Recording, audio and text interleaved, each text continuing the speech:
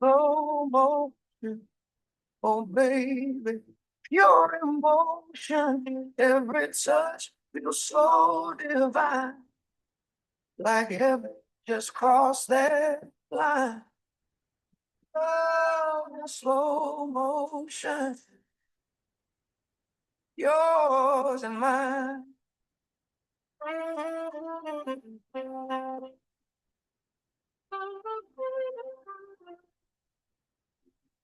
Love moves slow tonight. Don't let it fade with the morning light. This kind of love only lives in slow motion.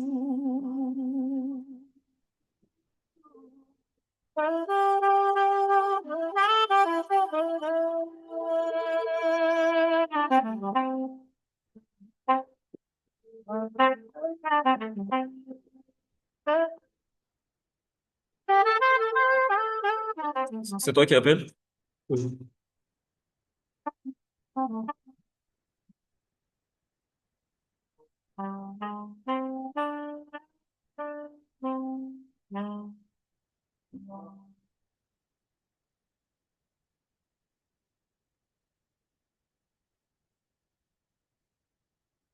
Static in the dark, coming low and slow.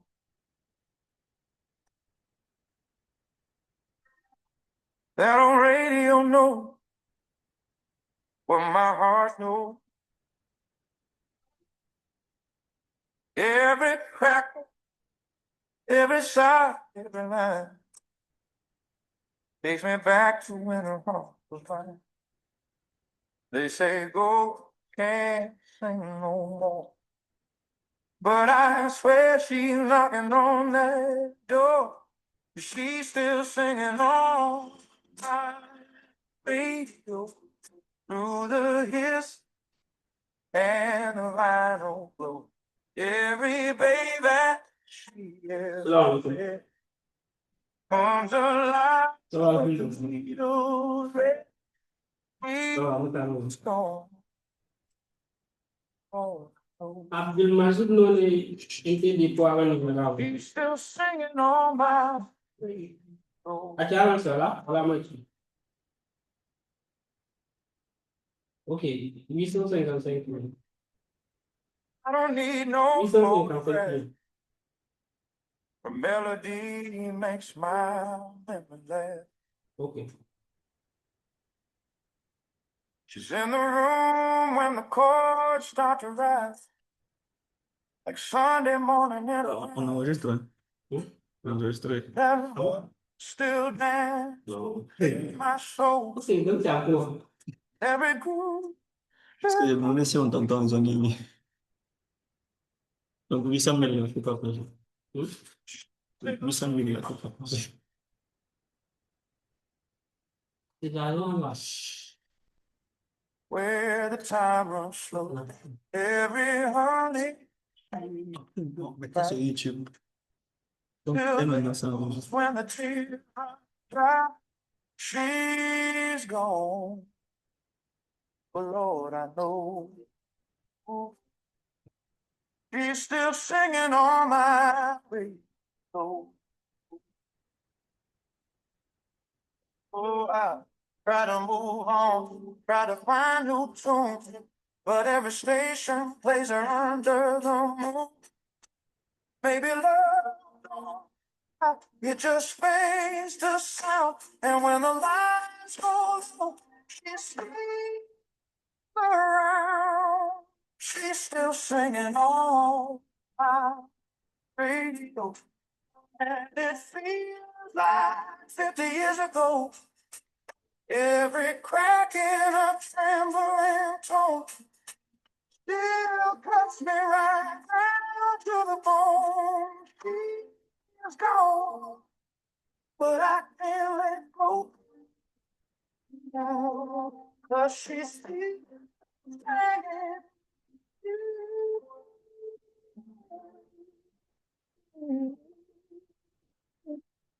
Still hanging on.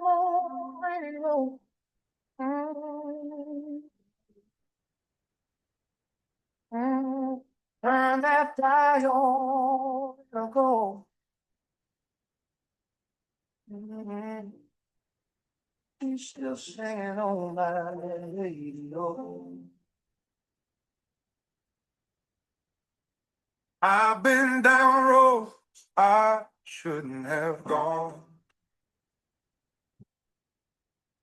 Loved the wrong heart, sang the wrong song. But somehow mercy found my name, pulled me from fire through the rain. Now the mirror don't scare me no more, 'cause I know what these tears are for. It ain't too late to love again. Open up and let it in.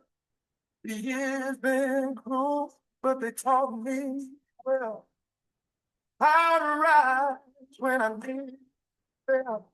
No, it ain't too late to love.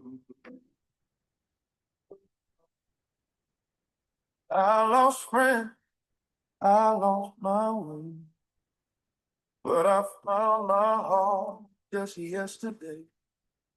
There's a peace in learn to forgive, and a joy in just to live. So when you see me walking slow, it's just the weight of all I know, 'cause it ain't too late to love again. To feel the sun on my skin and my back, let the dirt fall deep. But this soul, it won't stay asleep. No, it ain't too late to love again. I once was blind, now I can see. I once was lost, now I'm home inside. Lord, I thank you for this pain, for the blessing rain, to love you. Oh, heart still knows the way. Every scar is just a hymn I sing. Every night led to this day. Oh, it ain't too late. It ain't too late to love again.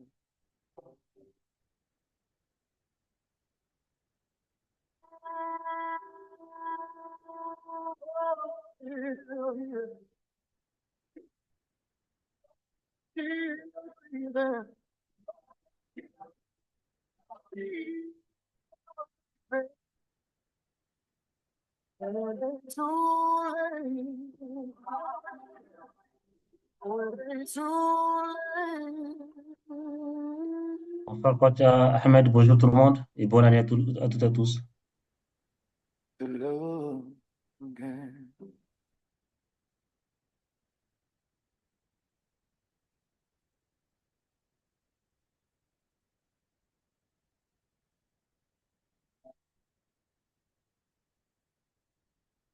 Oh,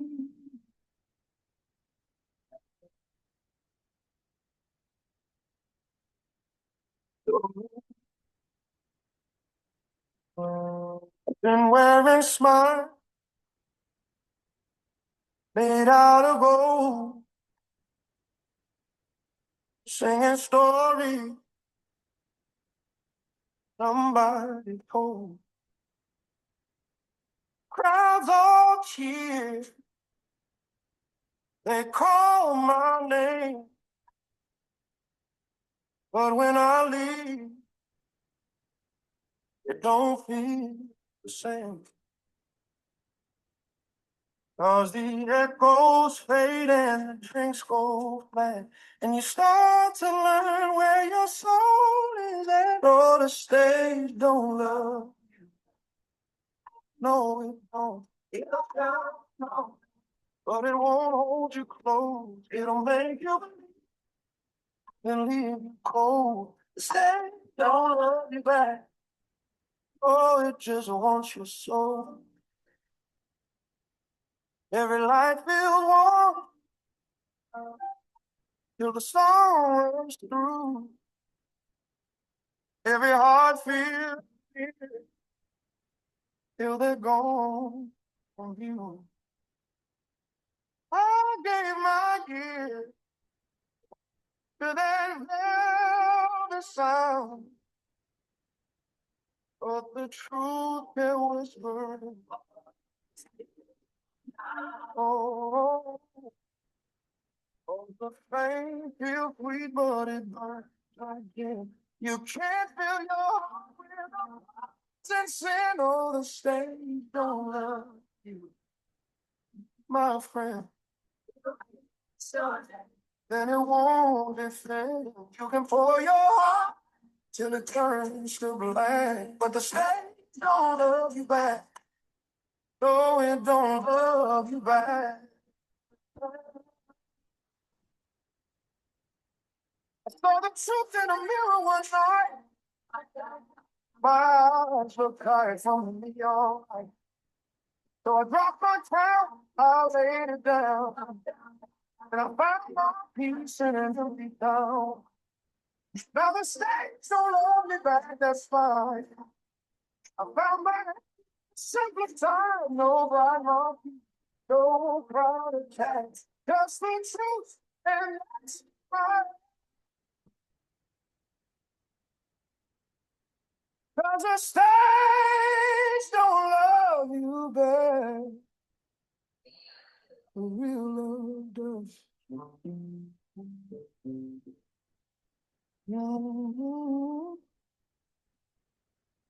Spotlight's gone, but I still shine in the dark, peace of mind. The stage don't love you back, baby, I'm alright. Mhm. Baby, I'm alright.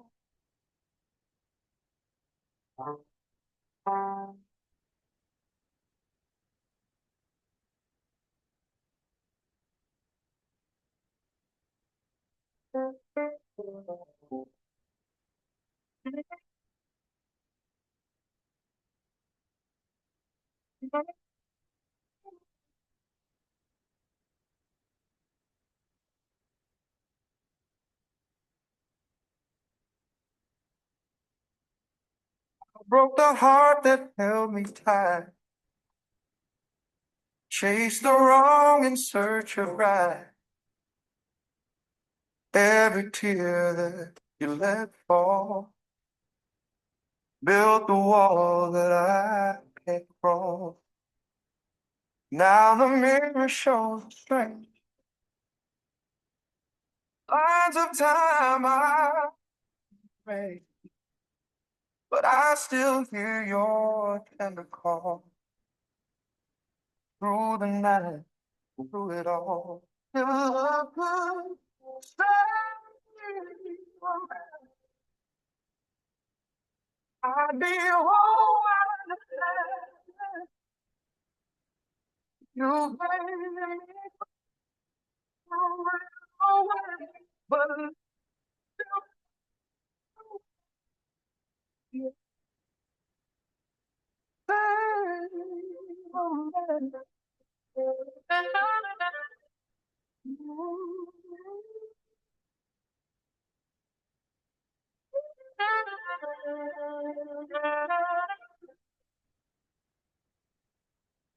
I've walked the streets the Lord forgot. Paid my dues for what I'm not. deep inside this worn out skin, your light still burns. Baby, mercy, don't ask why. Baby, faith just loves to cry. I can't be the man I planned. Lord, let love still hold my hand. Say, oh man, again, take your hand. No sin too deep, no stone too tall. If love could save and save us all, babe, it would start with just one heart that can. God be yours, I make my stand. 'Cause love still saves.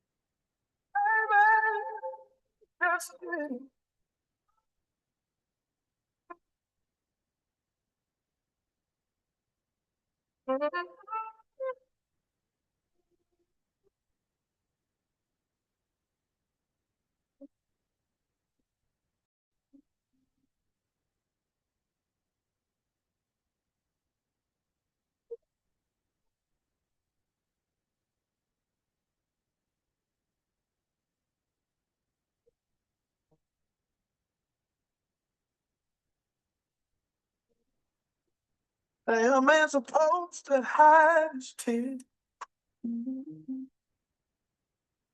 keep his heart locked up for years. Smile in the daylight, work till it's gone. But crying in the dark don't make you strong.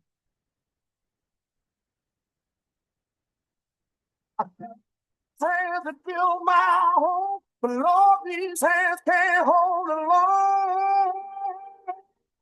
I got the strong man's boots, wearing pride like a Sunday suit. I got the strong man's boots.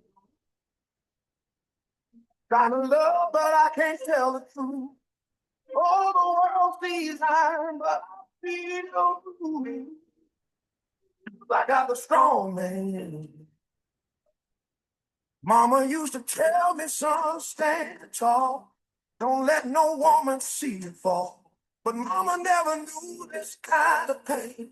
Smiling through the storm just to hide the rain. The mirror says I'm still the same, but my soul don't know my name. I got the strong man, keeping faith that I can't use. I got the strong man, laughing loud in a lonely room. All the crowd sees smile, but I'm just you. Yeah, the strong man's blue. Lord, gotta be embraced. Stop and break. I need somebody to say it's all I gave. All I need. No statue made in stone. Flesh and blood is all.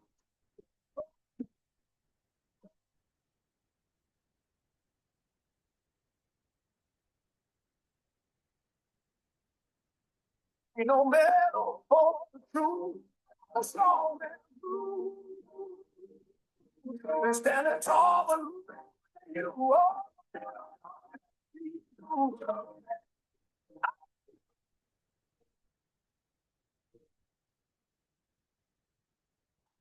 Oh man. Va commencer, mon nom.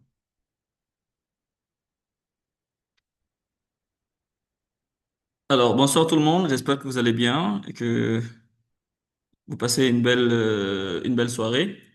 S'il vous plaît, faites-moi savoir si vous m'entendez. Faites-moi savoir avec un coucou ou une main levée pour que je puisse savoir si vous m'entendez ou pas. Merci. Ok, il y a Horia qui m'entend. Ok. Ce serait bien, s'il vous plaît, faites-moi savoir si vous m'entendez afin qu'on puisse avancer. Je vois Salissou, ok. Mohamed, d'accord. El Mekki, ok. Est-ce que tout le monde reçoit bien le son afin de m'assurer que tout le monde me reçoit avant qu'on ne commence? Ok. Oui, Bachir, bonsoir. Bachir, content de te voir. Ça fait une éternité, comme on dit. Ok, ok, ok. Alors, tout à l'heure dans la discussion, j'avais demandé à ce que les gens puissent se présenter nom, prénom, profession. C'est important parce que ça permet un peu d'orienter la discussion, de savoir exactement qui et qui sont là et de pouvoir savoir exactement quel point aborder et ainsi de suite. Donc, s'il vous plaît, avant qu'on ne commence, vous pouvez dans la discussion noter nom, prénom, profession ou ceux qui veulent le dire de vive voix, vous pouvez lever la main et je vous, dans on va dire, vous pouvez lever la main et parler. Comme ça, on va savoir un peu qui et qui sont là. C'est toujours bien d'avoir au début les intentions des gens afin qu'ils puissent s'exprimer. Il y a déjà bonsoir Monsieur Ali, j'espère que ça va bien. Je vois Ali Messanda. Il y a Amadou Salif ou Abdelaziz, son micro est activé. Monsieur Amadou, vous voulez parler? Oui, bonsoir, bonsoir, coach. C'est juste pour vous faire savoir que je suis en ligne. Super, super, super, ça fait plaisir. Est-ce que vous pourrez dire votre nom et prénom et votre profession pour que ceux qui écoutent puissent savoir qui ils Je écoutent? m'appelle je m'appelle Amadou Salifou Abdelaziz. Je suis le directeur général de Solutions Transport, Solution de ABG transport. Solutrans. Super, Solutrans. Ok, ok, oui, oui, oui, ça me dit un truc. Maintenant, quelle est la raison principale pour laquelle vous vous êtes inscrit à ce challenge? Ce serait bien de savoir ça. Quelle est votre intention de participation? Ben, j'ai été contacté, je vous remercie d'ailleurs de m'avoir contacté, de m'avoir envoyé cette invitation à laquelle Mhm. j'ai répondu favorablement. Mais comme c'était tardivement que j'avais reçu l'invitation et elle m'a parlé d'un challenger pour le challenge branding personnel ou quelque chose en anglais comme ça. Oui, J'ai pas eu le temps de m'expliquer parce que j'étais à la clinique là.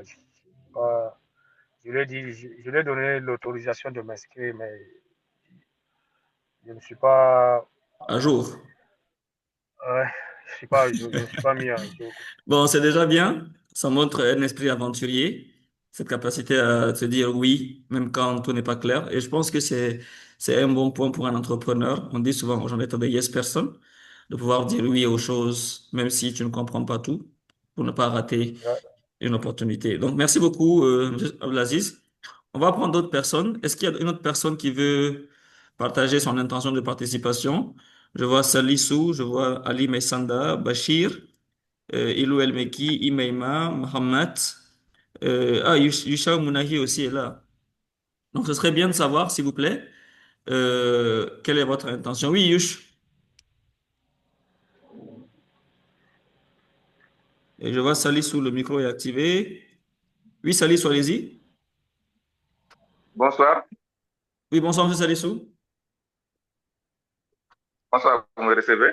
Oui, très bien, je vous reçois très bien. Donc, moi, c'est Habou, on m'appelle Habou Alassane Salissou. Vous OK. m'entendez? Oui, je vous reçois très bien, je vous écoute en fait. Promoteur de la boutique Mekaswa. Donc, nous OK. sommes spécialisés en lunetterie. Donc, nous avons deux points de vente à Bourbiel et en face à Rennes. OK. Donc, c'est beaucoup de lunetterie, mais avec certains produits accessoires électroniques. Voilà. OK, super, super, super. Et maintenant, quelle est la raison pour laquelle vous avez accepté de vous inscrire à ce challenge? qui va se passer bien sûr sur 2 semaines. Je ne sais pas si on vous l'a dit, mais pour commencer, quelle est votre intention de participation ce soir?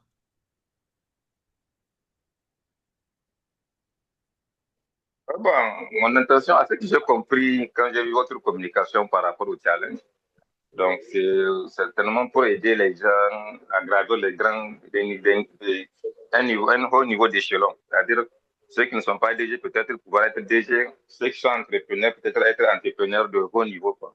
Oui, Donc c'est dans cette exactement. optique que moi je me suis inscrit. Super, super. C'est assez précis, c'est assez simple. Et quand c'est simple, c'est toujours bon. Je vois Ali Maïsanda, je Voilà. vois... Merci beaucoup, Salissou, ça fait plaisir. Je vois Ali Maïsanda, je vois Bachir, je vois Ilou El Meki. Oui, Yush, vas-y. Hello tout le monde, j'espère que vous allez bien. Ahmed, j'espère que tu vas bien. Ça fait plaisir de te revoir. Oui, l'Américain, je vais très bien. Alors, rapidement, je m'appelle Yushao Mounahi, je suis copromoteur du cabinet Sali Group, que tu connais un peu toi. Oui. Et je suis également formateur et consultant dans le domaine de la communication et de la gestion de façon globale. Mhm. Super. Et en termes d'intention de participation, qu'est-ce que tu as? Alors, bien évidemment, c'est pour toujours grandir, essayer de grandir du mieux qu'on peut dans nos différents domaines, surtout en termes de leadership.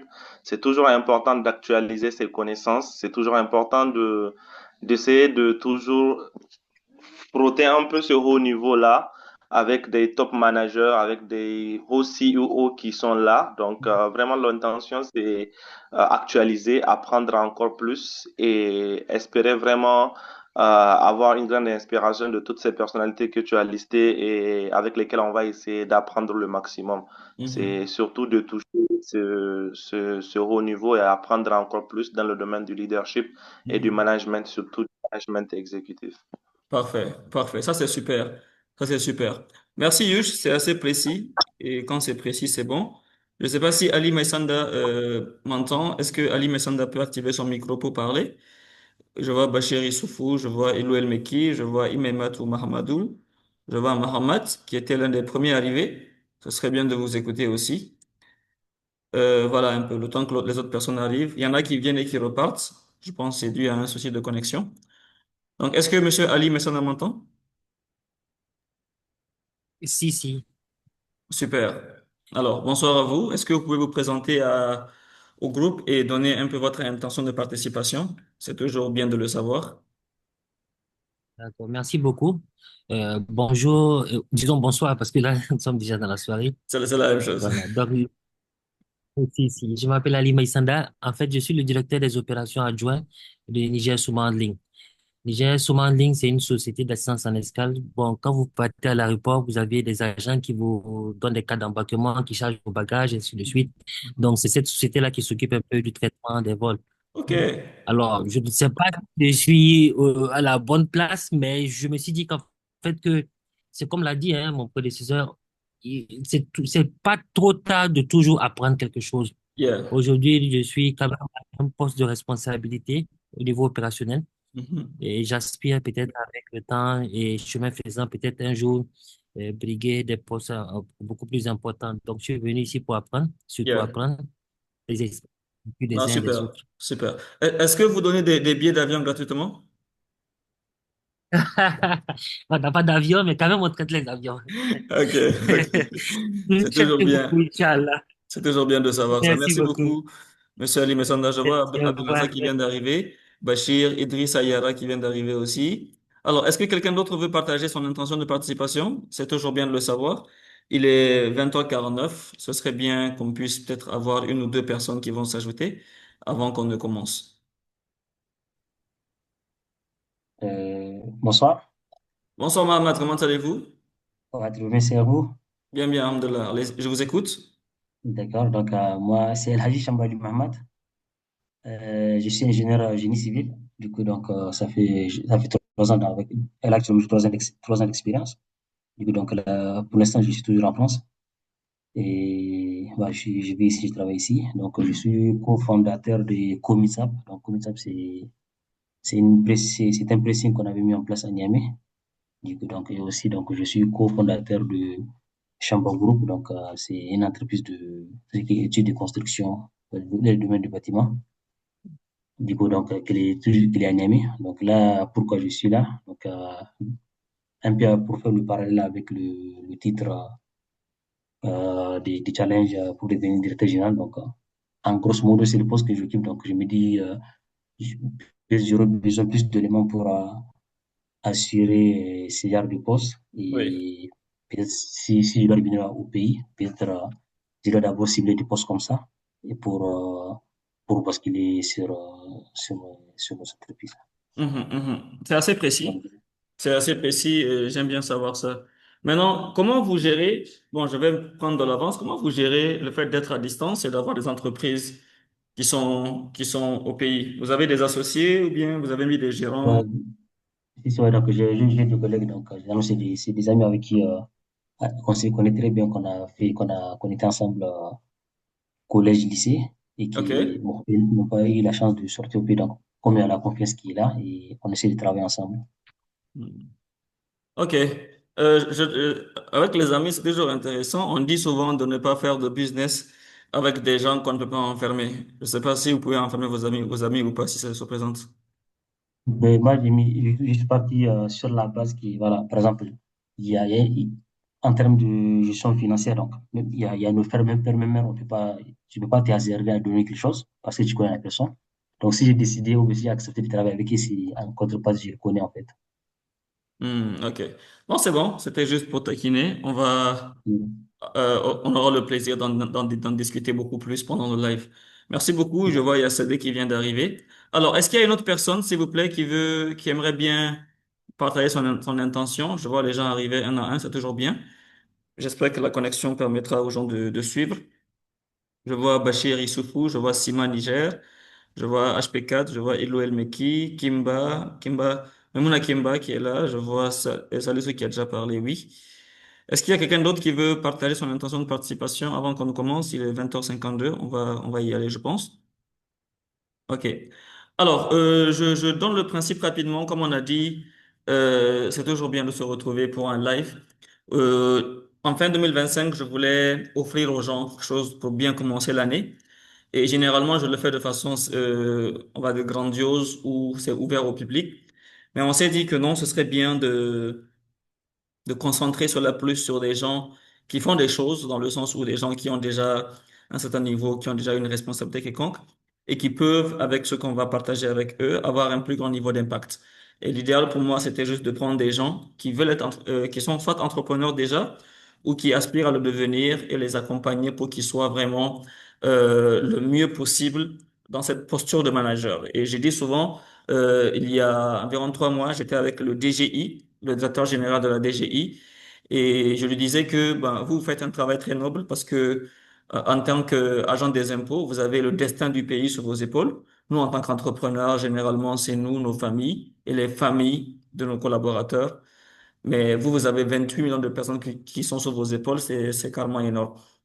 Donc, tous ceux qui sont ici, qui sont soit entrepreneurs ou qui espèrent l'être ou qui occupent un poste de responsabilité, comme Ali Maïsanda, vous avez le destin de plusieurs personnes entre les mains. Et ça, c'est juste énorme. Souvent, on s'en rend pas compte. Souvent, quand on est entrepreneur ou quand on est à un poste de responsabilité, on a tendance à penser que c'est quelque chose qui nous profite. Mais c'est vraiment une responsabilité énorme parce que c'est comme si Dieu met dans vos mains une partie du destin de plusieurs personnes et ça, c'est juste énorme. Alors, j'ai à la fois une bonne et une mauvaise nouvelle pour commencer rapidement. Je commence par la mauvaise. Au cours de la journée, je discutais avec Nabou Fall et qui, à la base, était censée être avec nous aujourd'hui. Elle a eu une grippe. Elle a attrapé une grippe. Elle est très malade. Aujourd'hui, elle peut même pas parler, faire deux phrases sans éternuer, sans tousser. Et c'est tellement, on va dire, peut-être grave qu'elle a préféré repousser le live. Donc, mais le fait est qu'on avait déjà prévu de faire ça aujourd'hui. Donc, je me suis dit, bon, je vais prendre le relais. Parce qu'à la base, je suis censé être le co-animateur et elle va animer. Mais elle est quand même malade, ce qui est un truc de santé. Mais son live aura lieu certainement après, on va dire, quand elle va revenir, parce qu'elle doit aller à la Mecque d'abord. Ensuite, elle revient avant fin janvier et là, elle sera avec nous pour faire son live. Entre-temps, je vous montre rapidement ce que vous aurez. ce que vous aurez pendant ce challenge-là. Normalement, vous savez déjà, parce que je montre ici 2026, événement 2026 pour devenir DG. Voilà, à la base, vous devez avoir ce live-là aujourd'hui avec Naboufal. Ce vendredi, on aura Jibrilla Ibrahima.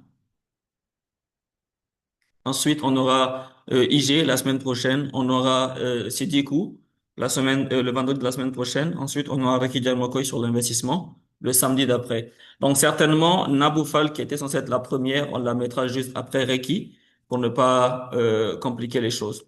Donc, voilà un peu le topo. On va rapidement, je vois il y a deux nouveaux messages qui viennent d'arriver. Oui, meilleure santé à Naboufal, c'est pas cool parce qu'elle était très excitée pour ce live-là, mais c'est pas grave, c'est partie remise, comme vous le savez, ça va juste être mis à la fin au lieu de commencer avec ça.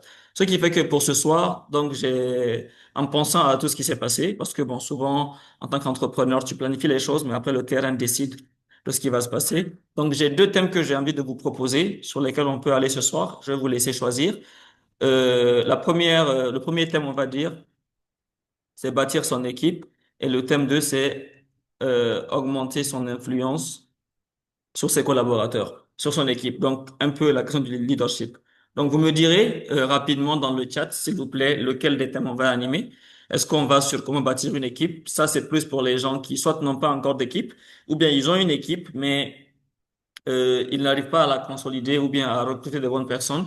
Donc, ils ont envie de construire excusez-moi, une vraie équipe pour leur entreprise. Parce qu'on sait que quand tu es entrepreneur, tu ne peux rien faire seul. Seul, tu ne peux pratiquement rien faire. Même s'il y a des gens qui font jusqu'à 100 millions, 200 millions tout seuls, ils ne savent pas ce qu'ils peuvent réellement réaliser une fois qu'ils sont en équipe. Et deuxièmement, c'est l'influence. Et au cas où tu as déjà une équipe, comment tu développes l'influence, l'autorité, le leadership avec les gens là pour que tu puisses les conduire vers de nouveaux sommets. Donc, s'il vous plaît, donnez-moi rapidement qu'est-ce que vous choisissez comme thème. Je vois déjà, il y a Mamouna Kimba qui choisit Ali Messanda qui dit les deux. Non, mon frère, tu choisis un. Il y a Mamouna Kimba qui dit augmenter l'influence. Il y a Sadek qui dit oui, augmenter l'influence. Abdel qui dit aussi l'influence. Bon, je pense que à cette allure-là, ça va principalement être ah oui, augmenter l'influence.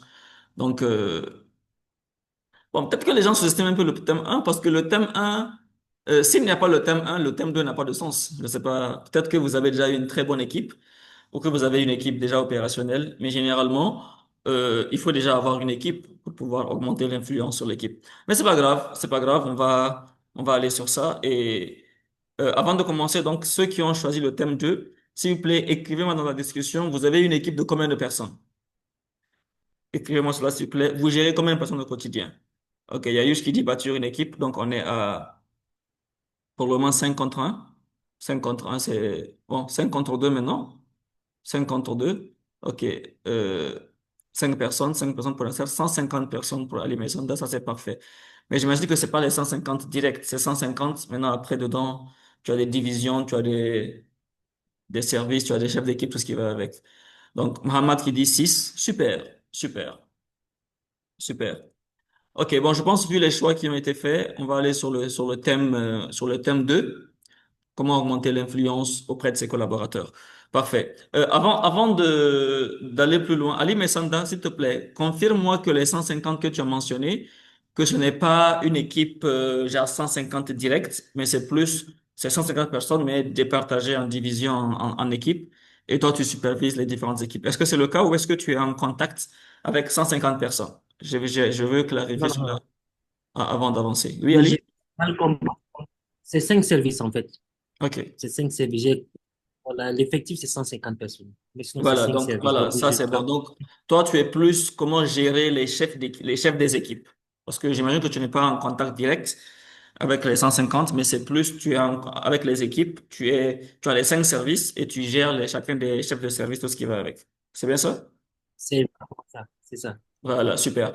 Merci. Donc, on va partir sur le principe que toi, tu as 5 personnes à gérer. Et que si tu gères bien les 5 personnes et que eux, ils gèrent bien leurs personnes, tout le monde est content.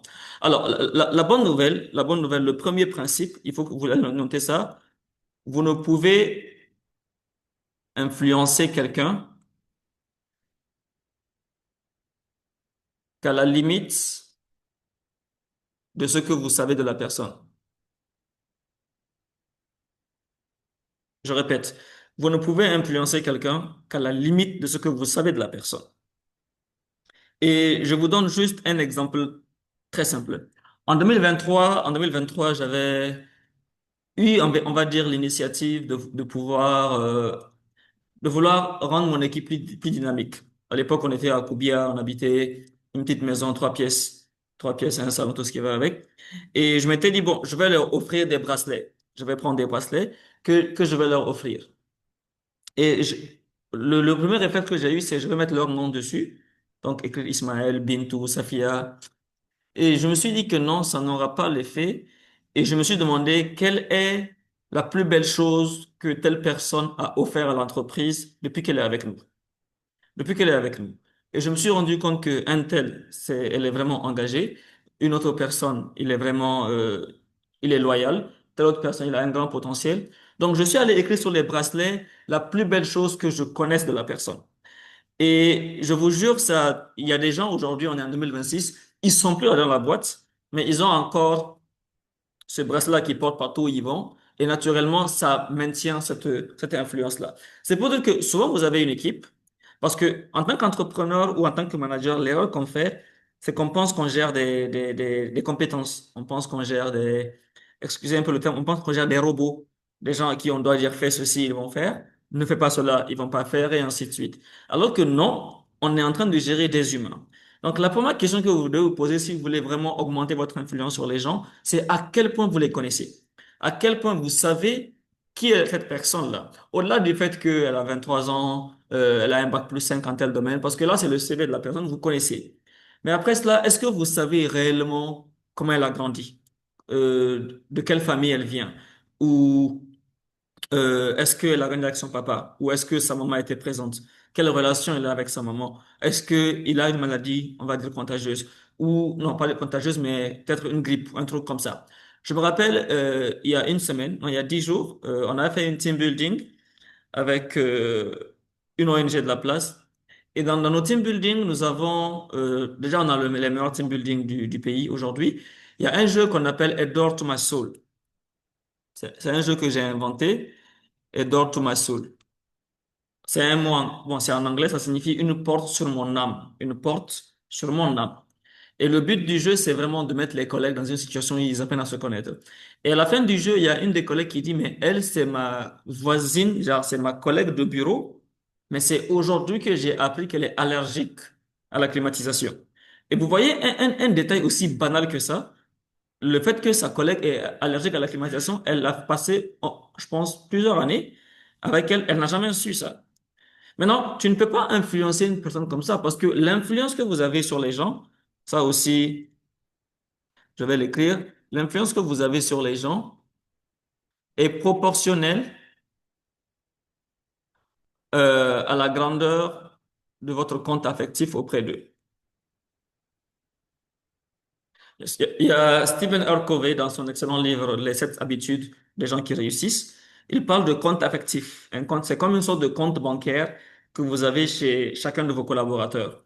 Et chaque fois que vous faites une chose qui leur est agréable, une chose qui leur plaît, une chose qui leur surprend positivement, ce compte affectif se remplit.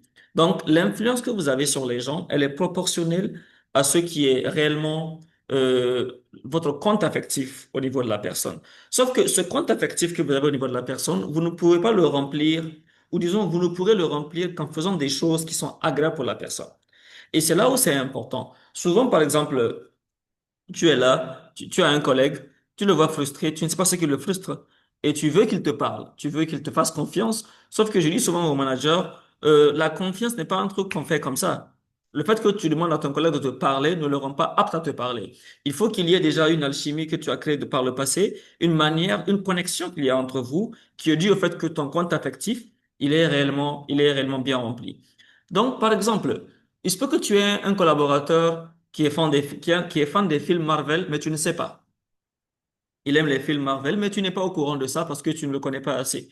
Si tu le connaissais assez, tu peux te rendre compte que, il y a Spider-Man Brand New Day qui va sortir en juillet 2026. Quand ça sortira, tu lui payes un ticket, tu lui donnes. Ça remplit ce compte affectif-là. Et quand plus le compte affectif est rempli, plus l'influence augmente. Ou souvent, si par exemple tu es à Niamey, tu peux te procurer le jeu Edward to My Soul que nous avons et vous jouez à ça entre collègues. Et ça pose des questions tellement intéressantes que tu apprends à connaître ton collègue. Tu te rends compte que oui, mais je le connaissais pas avant. Mais mieux, là, je le connais parce que tu ne peux influencer les gens que selon ce que tu sais d'eux. Par exemple, si vous avez une de vos collègues, une dame, généralement ça arrive aux dames, et vous la voyez renfermée, vous la voyez asociale, vous la voyez pas très connectée avec les gens. Alors, il y a de fortes chances que ce soit dû à un traumatisme d'enfance, parce que j'en ai vu, j'ai rencontré près de 5000 personnes de 2019 à aujourd'hui, dont 70% de femmes. Et dedans, j'ai vu tellement de choses. Maintenant, si elle est traumatisée, par exemple, le fait que ça arrive souvent, elle n'a pas grandi avec son papa. Et que toi, si tu n'as pas l'information là, tu peux, sans le savoir, avoir des paroles ou des manières de te comporter envers la personne qui vont lui rappeler qu'elle n'a pas eu son papa à côté d'elle. Et tu vas te rendre compte que plus le temps passe, plus elle se renferme. Tu ne sais pas. Elle est compétente. Elle fait bien son travail. Et généralement, pour les entrepreneurs, ce que, on va dire, omnibulés par le gain, par le profit, tant qu'elle fait son travail, c'est déjà bien. Ils s'en foutent comment elle se sent, ils s'en foutent si elle progresse ou pas. J'avais dit avant de commencer plus tôt que quand tu es manager, quand tu es chef d'équipe ou quand tu es entrepreneur ou DG ou DGA ou DO, peu importe ce que tu as quelque part une partie du destin des gens qui travaillent avec toi. Et cela implique que si quelqu'un bosse avec toi depuis 3 ans, depuis 4 ans, et qu'il est arrivé avec toi traumatisé par ce manque de son parent, ou il est arrivé chez toi renfermé, et qu'aujourd'hui, 3 ans après, il est toujours traumatisé, toujours renfermé, quelque part, t'as pas servi à grand-chose.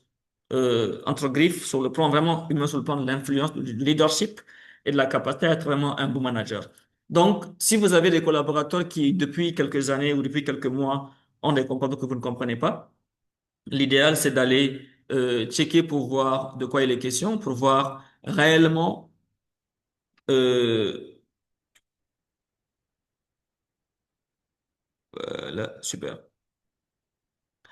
Donc, voir réellement qui sont ces personnes-là, qu'est-ce qu'ils ont vécu, comment ils se comportent, qu'est-ce qui est important pour eux, de quoi ils vivent, ou on va dire comment ils vivent, où est-ce qu'ils vivent bien, comment ils se sentent, comment ils ont grandi. Parce que le plus vous avez ces informations, le mieux vous pouvez réellement agir sur ces gens-là.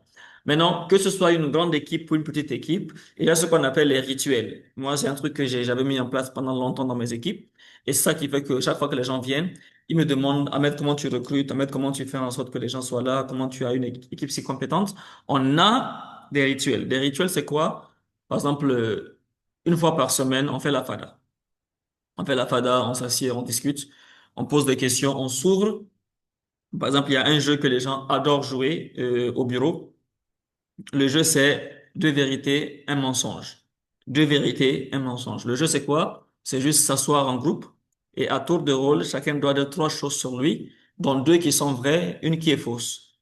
Et donc maintenant, le reste du groupe doit deviner ce qui est faux. Donc quelqu'un peut dire, par exemple, j'ai grandi sans mes parents, j'ai été opéré 3 fois et on va dire j'ai fait un accident mortel. Vous voyez? Donc, il donne trois informations, dont les deux sont vraies et une est fausse. L'équipe doit deviner quelle information est fausse. Et naturellement, une fois que cela est fait, la personne détaille l'info qui est vraie pour donner les détails pour se faire comprendre mieux. Et c'est toujours agréable. Ça permet à ce que, en 1 heure de temps, les gens apprennent des choses l'un sur l'autre. Et après, c'est important. Donc maintenant, une fois que tu comprends que telle personne, par exemple, elle n'a pas grandi avec son papa et que toi, tu es un manager, tu as peut-être 40 ans, 50 ans, elle peut être ta fille, quelque part, bah, tu te comportes comme si tu étais un père pour elle et là, l'influence augmente. Si tu te rends compte que un tel, il a des conflits avec sa grande sœur, par exemple, et que toi, tu es son manager et que tu es une dame, tu joues le rôle de cette grande sœur-là qu'il n'a pas. Et là, ça augmente l'influence. Parce que, encore une fois, vous ne pouvez influencer les gens qu'à la limite de votre connaissance de la personne. Vous ne pouvez pas improviser l'influence, vous ne pouvez pas improviser le leadership. Donc, la semaine passée, par exemple, quelqu'un m'a écrit sur, sur WhatsApp, il m'a dit, Ahmed, tu es comme un père et un grand frère pour nous tous. Et ça m'a fait très plaisir parce que quelque part, je peux être ça pour les gens parce que je les connais, parce que j'ai vécu avec eux, parce que je les écoute.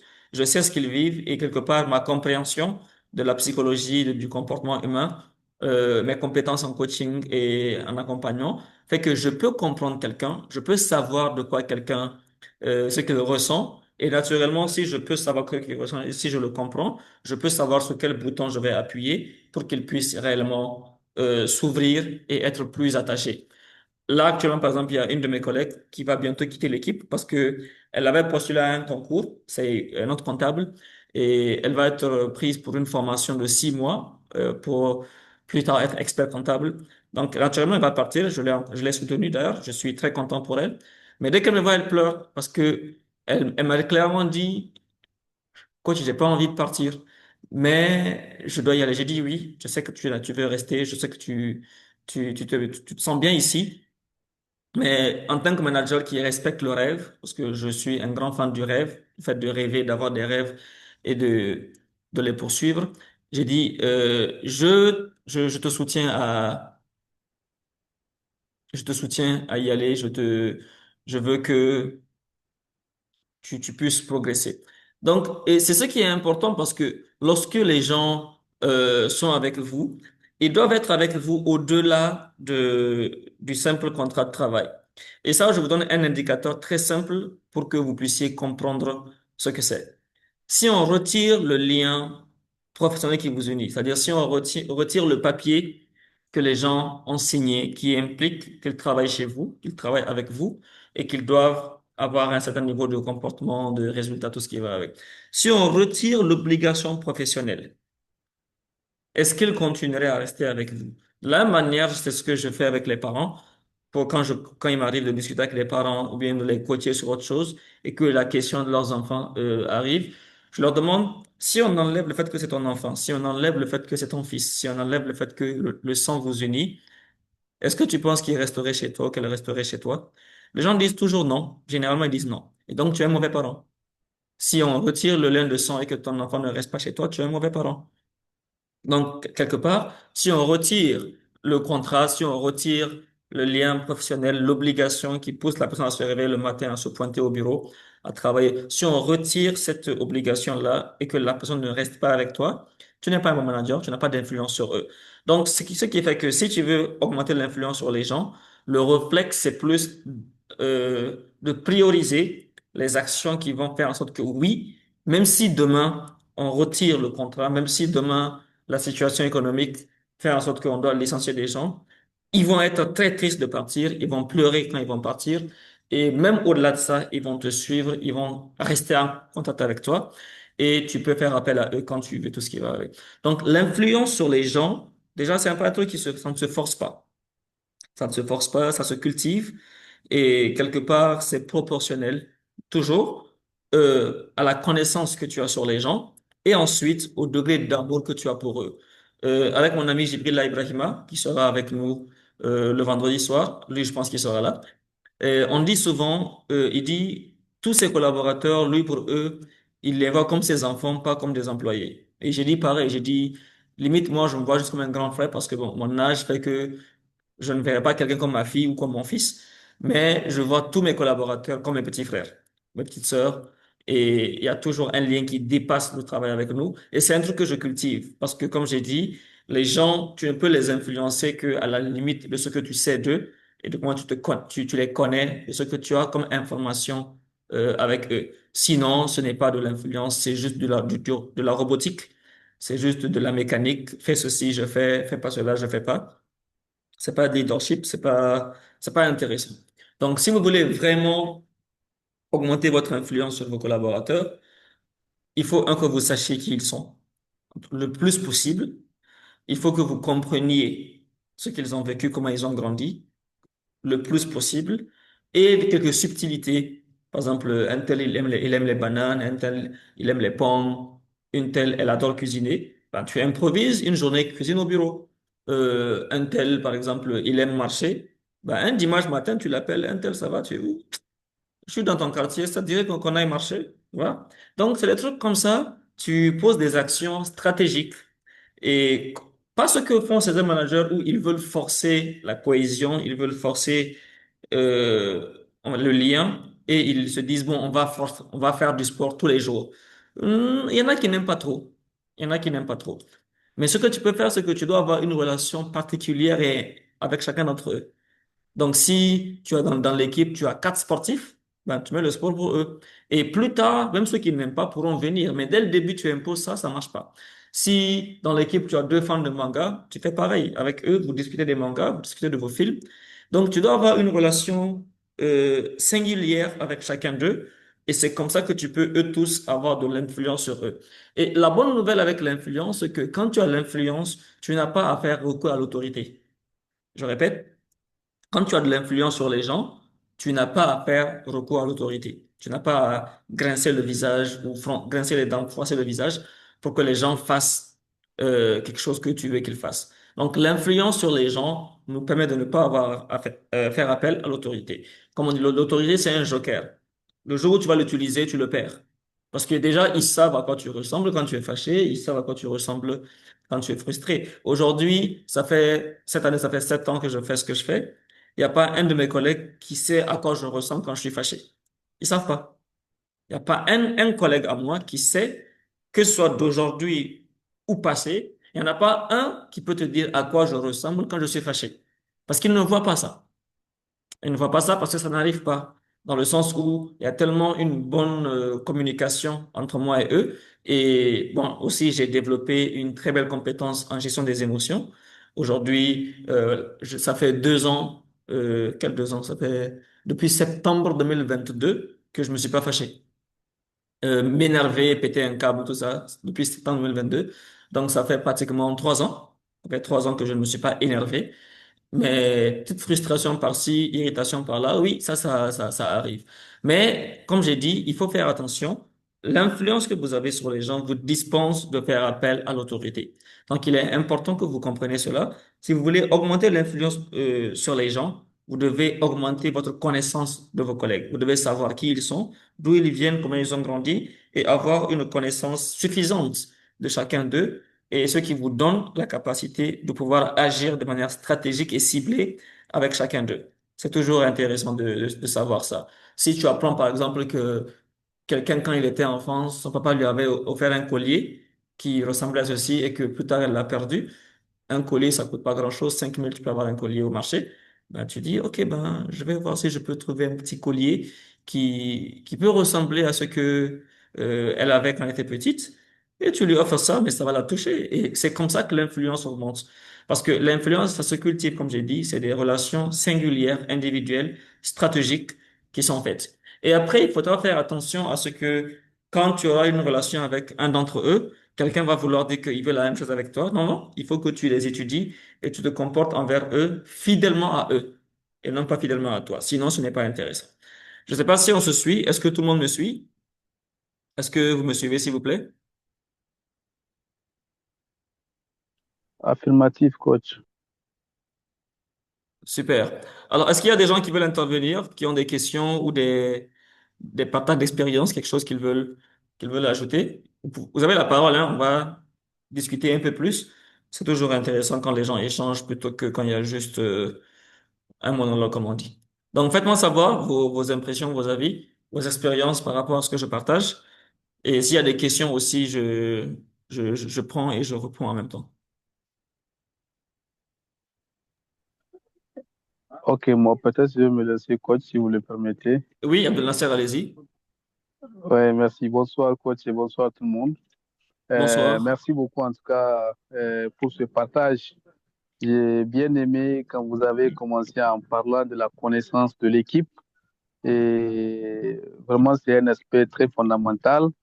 Et quand vous avez donné l'exemple de votre comptable, on a senti aussi la réciprocité du poids que le coach aussi a senti ou bien continue de sentir quand à chaque fois, j'ai senti ça dans votre voix. Et Oui. ça prouve que, oui, oui, ça prouve qu'effectivement, c'est vraiment, c'est réciproque. Et ça confirme effectivement le leadership et toute l'influence qu'il y a. Maintenant, moi, j'ai juste une toute petite question.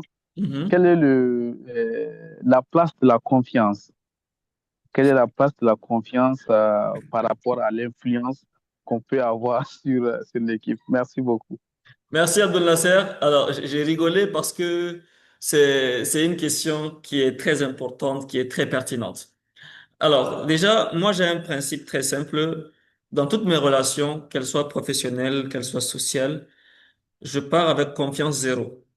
C'est-à-dire, je commence avec confiance. C'est-à-dire, je préfère que la confiance augmente avec le temps plutôt qu'elle se baisse d'un coup. Ça, déjà, c'est important. Parce que les gens, qu'est-ce qu'ils font? Ils sont tellement, les humains, ils n'aiment pas ça, mais ils sont naïfs quand même. Ils n'aiment pas ça, mais ils sont naïfs. Donc, dès qu'ils rencontrent quelqu'un, ils lui font confiance, ils aiment, ils apprécient, ils sont gentils.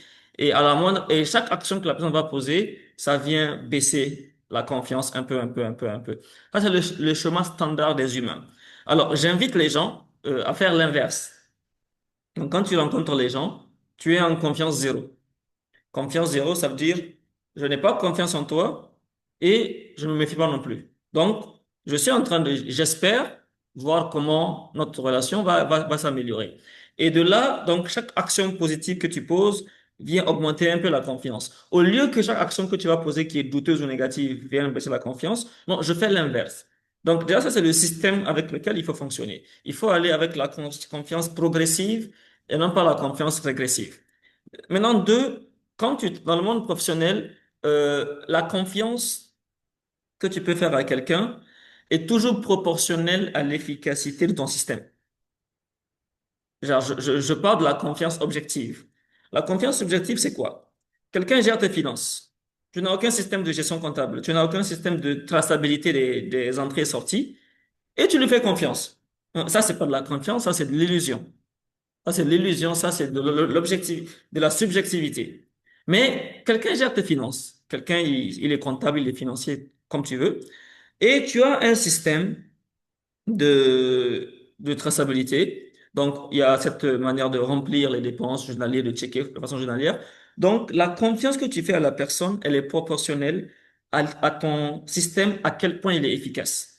Par exemple, avec ma comptable de l'époque, en 2023, Safia, j'avais instauré, parce que c'est avec elle qu'on a commencé ça, j'avais instauré les checklists. Les checklists, tous ceux qui sont ici, qui sont entrepreneurs, vous pouvez me contacter, on va se voir après. On a ce système-là qu'on met en place dans les entreprises pour accompagner les gens dans la gestion.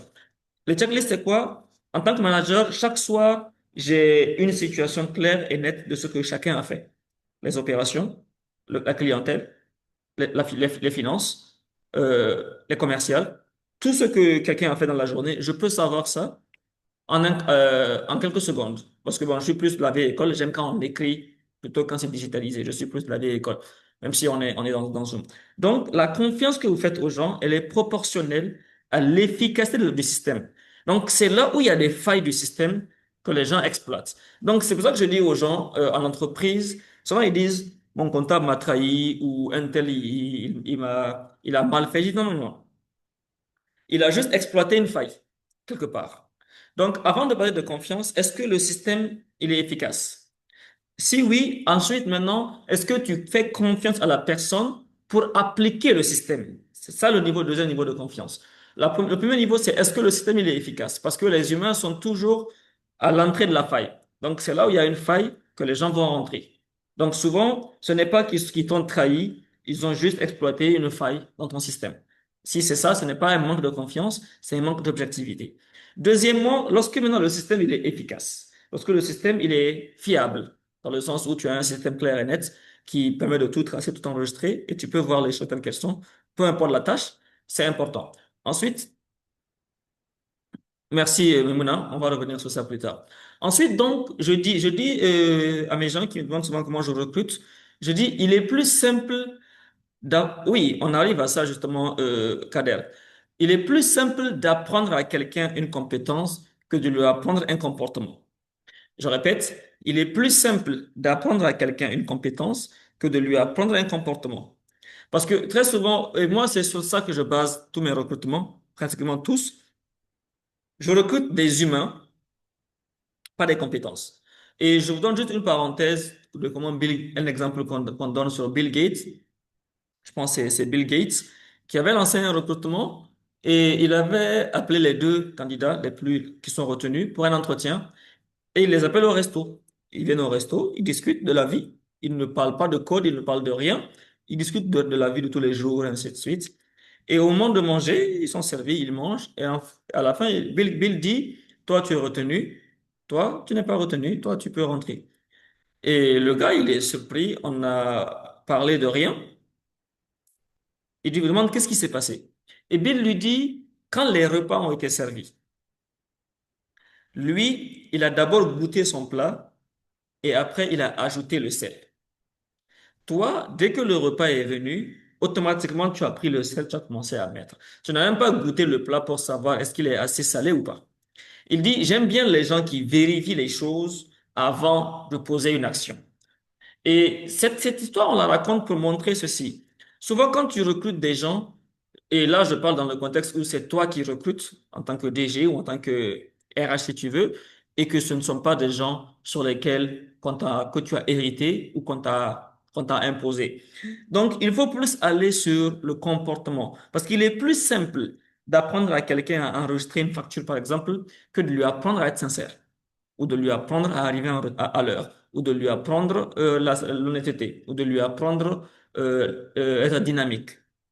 Donc, si vous recrutez, mettez plus l'accent sur le comportement de la personne. Et maintenant, au cas où vous héritez de la personne, au cas où on vous l'a imposé, il faut le tester. Il faut le tester par des choses, par des jeux. On en a parlé précédemment, par des jeux, par des réflexes. On dit, si tu veux vaquer quelqu'un, amène-le dans un contexte social donc quelque part, et tu observes la personne. Maintenant, Kader Salif disait que la confiance n'exclut pas le contrôle. Alors, ça, c'est une très belle phrase. D'ailleurs, si tu ne contrôles pas les choses, il y a un problème. Sauf que le contrôle aussi, quelque part, il est juste, on va dire, limite. Parce que si on revient à la question du système, le plus le système il est efficace, le moins tu auras besoin de contrôler. Parce que si j'ai une checklist, par exemple, pour mon comptable, et que chaque fin de journée, je dois avoir sous les yeux, dans la caisse, on a combien, dans la banque, on a combien, au cas où vous avez ma NITA, dans ma NITA, il y a combien est sorti, combien est rentré, et ainsi de suite. Et j'ai accès au compte bancaire, parce que je suis le signataire. J'ai accès à ma NITA, normalement, parce que je suis le directeur général. Donc, je peux vérifier. Donc, je vérifie dans ma NITA, oui, ce qu'il y a, c'est ce qui a dit qu'il est. Je vérifie dans le compte bancaire ce qu'il y a, c'est ce qui est dit qu'il est. La caisse, je peux y avoir accès parce que je suis le manager. Euh, je peux vérifier. Et quelque part, vu que c'est moi qui autorise les dépenses, c'est moi qui autorise les sorties, je peux vérifier aussi si ce qui est sorti est correct. Maintenant, le fait est que le système doit être tellement efficace, tellement pointu, comme je l'ai dit, que la personne ne peut pas, en tout cas, à moins d'une mauvaise foi fondée, ce à quoi tu t'exposes, parce que bon, quand tu recrutes quelqu'un, c'est un risque. C'est des humains que tu recrutes, ce n'est pas une IA, ce n'est pas un robot, c'est des humains avec des émotions, avec des sentiments qui fructifient, avec des quotidiens qui peuvent changer, et ainsi de suite, et ainsi de suite. Donc, quelque part, oui, Monsieur Kader, on contrôle, mais encore une fois, ce contrôle aussi, la fréquence de contrôle est proportionnelle à l'efficacité du système. Le plus le système il est efficace, le moins tu auras à contrôler. D'autant plus, c'est pour ça que souvent, quand tu vas dans des boîtes comme la DGI, ils ont tellement tout digitalisé qu'aujourd'hui, même si il te manque un franc sur les impôts, ça passe pas, t'as pas d'ARF. Parce que tout simplement, non, c'est digitalisé, le système, il est là. Donc, ça fait et ils l'ont fait ça parce que à l'époque, c'était manuel et les gens, ils réceptionnent des recettes, mais après, ils annulent l'enregistrement. Donc, comme ils ont vu ça, donc maintenant, ils ont rendu ça digitalisé. Donc, quelque part aussi, si vous avez un cas de confiance un cas de personne qui a manqué de confiance, qui vous a trahi, quelque part aussi, il faut le remercier parce qu'il vous a montré là où le système est faillible et pour que vous puissiez le rendre infaillible. C'est un peu ça. Je ne sais pas si j'ai répondu à la question de Abdel Nasser et en même temps à la préoccupation de M. Kader. Oui, bien, bien, bien, bien, Et pour merci moi, beaucoup. c'est bon. Merci. Super, merci beaucoup. J'avais lu tout à l'heure que Maimouna Kimba avait dit qu'elle avait apprécié la notion de confiance progressive. Oui, c'est très important. Au lieu de, dès le début, tu donnes 100% et après tu élimines la confiance un peu, ça te conduit tout droit vers la déception. Il faut faire l'inverse. Donc, non, je n'ai pas confiance en toi, mais je ne me méfie pas non plus. Donc, on est à zéro. Le match commence à 0-0. Donc, tu fais une bonne action, oui, ça augmente. Tu fais une mauvaise. Donc, la confiance, je préfère qu'elle grandisse plutôt que qu'elle descende. Et naturellement, maintenant, les gens peuvent se sentir frustrés par ça. Tu leur dis, tu leur dis juste, c'est pas contre toi. Je viens de te connaître, donc je ne te connais pas, ou je viens de te recruter. Donc, c'est normal que je ne sais pas comment tu es. Donc, je préfère t'observer, voir comment ça marche. Et si tu es correct, c'est normal que j'ai confiance en toi. C'est comme lorsque quelqu'un m'a dit un jour, mais attends, t'as pas confiance en moi? Je dis non. Ben, comment j'aurais confiance en toi? Je te connais pas. On vient se connaître, donc c'est quelque chose qui se développe. Donc, c'est toujours important. Je sais pas s'il y a d'autres questions. Est-ce qu'il y a d'autres questions pour les gens? Je vois Abdallah, Ali Messanda, je vois le loup. Dangali, je vois Habib Marwan, je vois Hajara, Ibrahim AS, Memouna Kimba, Madaka, Mahamat, Salissou, Techno8, Xiaomi. Ça, c'est les gens qui ont leur nom de téléphone comme nom d'utilisateur. Donc, est-ce qu'il y a d'autres questions? Oui, Salissou, allez-y. Bonsoir, bonsoir plutôt. Oui, Et bonsoir. je reviens par rapport à l'influence. Oui, par exemple, vous savez, ici, dans notre société, bon, peut-être que vous avez travaillé avec beaucoup de gens, peut-être que vous avez une autre vision. Mais ici, généralement, on se dit, ici, les gens sont plus renfermés. Donc, je ne sais pas quelle est la technique pour savoir, par exemple, quelqu'un n'a pas vécu avec son père. Parce que, par exemple, les gens sont renfermés, il est facile de découvrir ce genre de douleur à la personne pour mieux vraiment euh, manager, Oui, quoi. Voilà. oui, Salissou, vous avez soulevé un très bon point. Maintenant, la réponse aussi, elle est très simple. Les gens vont s'ouvrir à vous selon comment vous vous ouvrez à eux. Je dis souvent aux gens, dans une relation entre un homme et une femme, qui doit faire plus d'efforts pour que ça marche? Et généralement, les gens disent les deux. Je dis voilà. Mais la vraie réponse, c'est celui qui veut que ça marche. Celui qui veut que ça marche, c'est lui qui fait les efforts. Donc, si vous voulez que les gens s'ouvrent à vous, il faut vous ouvrir à eux d'abord. Donc, lorsque vous instaurez le jeu, par exemple, de vérité et mensonge ou Edward to My Soul, au cas où vous prenez ça avec nous. Il faut que vous soyez aussi très enthousiaste à donner vos réponses et ainsi de suite, et ainsi de suite, et ainsi de suite. Après, par exemple, moi, il m'a fallu jouer 3 fois au même jeu avec mon équipe pour qu'ils commencent à dire la vérité sur leurs réponses. Comment je sais? Parce que, bon, avec la psychologie et mes compétences en coaching, quand quelqu'un ment, je sais. Quand quelqu'un ne dit pas toute la vérité, je sais. J'apprends ça aux managers même pour qu'ils puissent être plus proches de leurs équipes. Donc, quand quelqu'un ment, je sais. Quand il dit pas la vérité, je sais. Quand il se retient, je sais. Donc, il a fallu qu'on joue une troisième fois pour qu'ils commencent à donner les vraies réponses aux questions qu'on leur pose. Donc, il y a aussi cette question de patience qui est là. Maintenant, après, au-delà de ça, est-ce que l'ambiance quotidienne permet ça? Donc, par exemple, quelqu'un qui au quotidien, quand il veut vous voir, vous fermez ou vous critiquez facilement les gens ou vous élevez facilement la voix sur les gens, ce n'est pas évident que le jour où on doit jouer, qu'il s'ouvre. Ça ne marche pas comme ça. Donc, il faut déjà au quotidien un petit compliment par-ci, une petite attention par-là, une petite invitation par-ci, et ainsi de suite, et ainsi de suite. Et après, lorsque cela est intéressant. Vous amenez les gens à s'ouvrir. Par exemple, ici, dans mon équipe, tout le monde sait que je suis un grand fan de Michael Jackson.